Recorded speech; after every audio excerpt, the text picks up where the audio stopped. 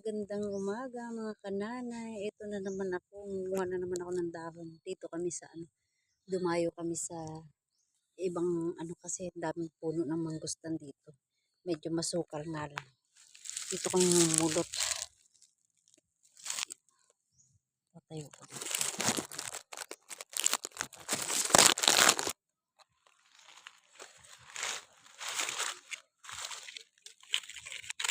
Yan. Kahapon na kapulot din naman ako ng isang sako. Dito marami kasi may napagdala ng itak gawa ng akala ko hindi masukal dito. Ito na dala yung itak kahapon. Ay ngayon. Sunod na lang pagbalik namin.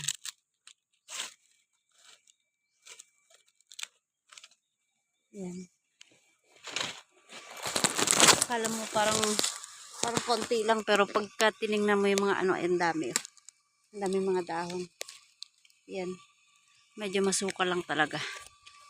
O diba? Yan eh. Uling-uli naman tong kasama ko.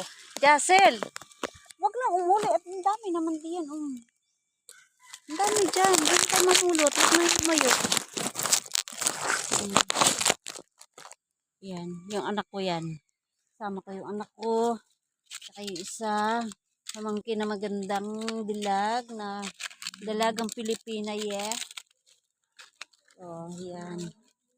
Ate Ino, may post ha? Post ko yan. Friday lang. Hindi, sa YouTube. Oh, di ba? Aking anak ko din. Sabi po, nakikigilo din. Lipat nga ako dito. May bandang baba. Yan. Hello guys. Yan, kasama ko yan. Umulot. Anak doon lang, stay lang doon sa Huwag nang umuli. Oo. Posto ko lang dito yung sabi po. Wala akong pagpatungan ng cellphone. Natumba siya. Dito na lang. Yan. Tutumba mo.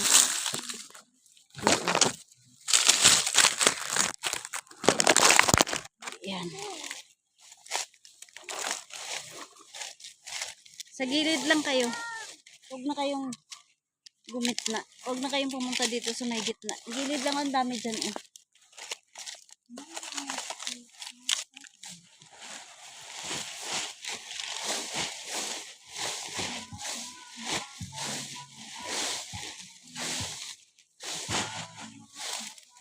Dapat pala nagpajama tayo. Okay.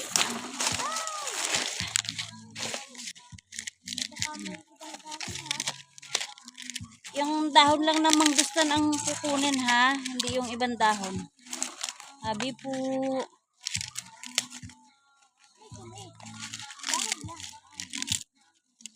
Tabi-tabi kayo dyan, Judel.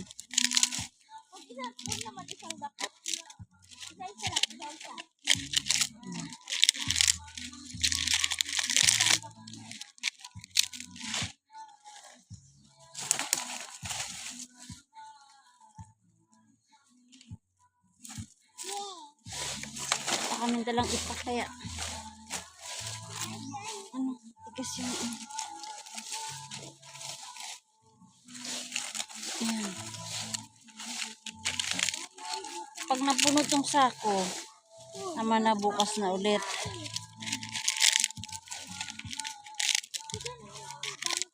Medyo malayo-layo din kasi yung lalakarin namin. Paano kaya? Pupunuin lang tong sako ko. Sama na bukas na ulit. Mamulot.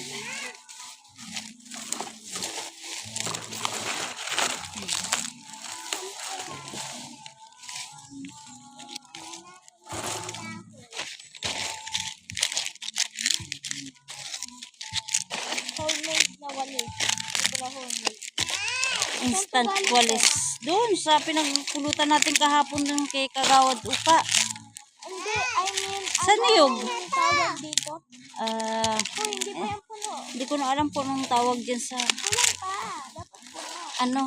Basta yung ano ng niyog yan. Hindi ko na alam kung anong pangalan niyan.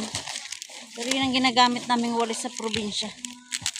Ate Ina, sininsin ko lang sa akin. Sige. Yung kaya mo lang bitbitin ha. Baka mabigatan ka. Gasel. Ulit ka ulit. Sayang kasi hindi tayo nakapagdala ng itak. Ayan, tuloy. Ay, wag isang ganito. Isa lang ganito. Lagay. Hanap ako ng stick. Parang may stick doon no, yung kawayan ng haba. Yun ang... May ano, oh.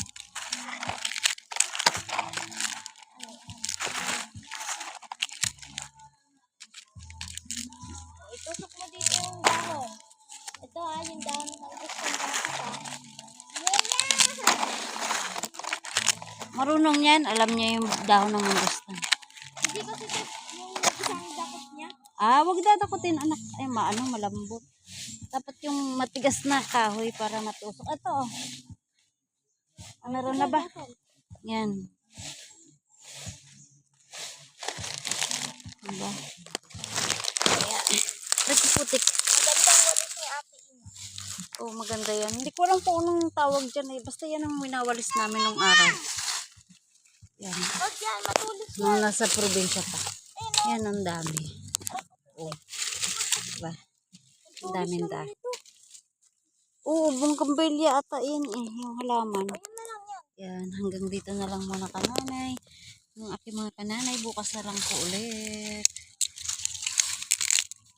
Bye-bye. Oh, bye-bye muna. Bye! Ayan ang aking anak. Nakikipulot na din siya ng mangustan. O, diba? Bye-bye!